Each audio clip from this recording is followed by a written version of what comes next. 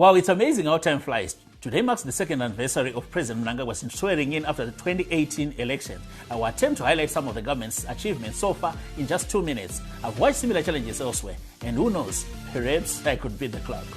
Here we go. Zimbabwe turned the national budget deficit into a cumulative surplus of 1.2 billion.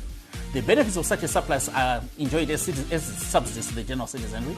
Roller meal is being sold at $75 instead of the market price of $400. Fares for Zupwa 20% of the market value. We've improved electricity supplies. We've rehabilitated urban and rural roads. We have also educated vulnerable children under BEAM. We've reintroduced the Zimbabwe dollar, which has boosted exports and created jobs. We've resolved the former commercial farmers' legacy issues. We've reintroduced climate-friendly and high-yield Pumbuza farming project. We have brought down the public sector bill from 92% wage bill from 92% to 50% of revenue. Zimbabwe is now number 3 on Africa's budget transparent list. We repealed the indigenization law in replacing them with more business-friendly economic empowerment laws. We introduced the one-stop shop under Zinda. We reduced the period for starting a business from 32 days to 11 days. It now takes 150 days to get a construction permit, down from 208 days.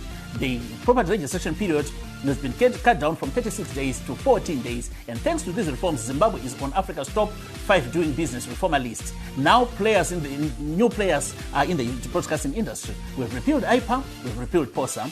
Our government has begun addressing the Gukura-only issues. Poland has enabled political players to interact with each other and with government.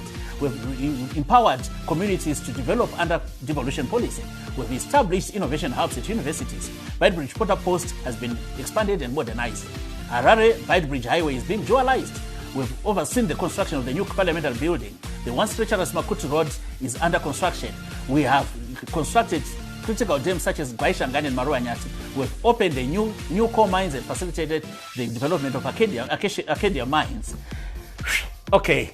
Quite a mouthful, but a great list all the same. I'll pass on this challenge to George Gwamatanga to detail his ministerial achievements in just 30 seconds. All the best, mate.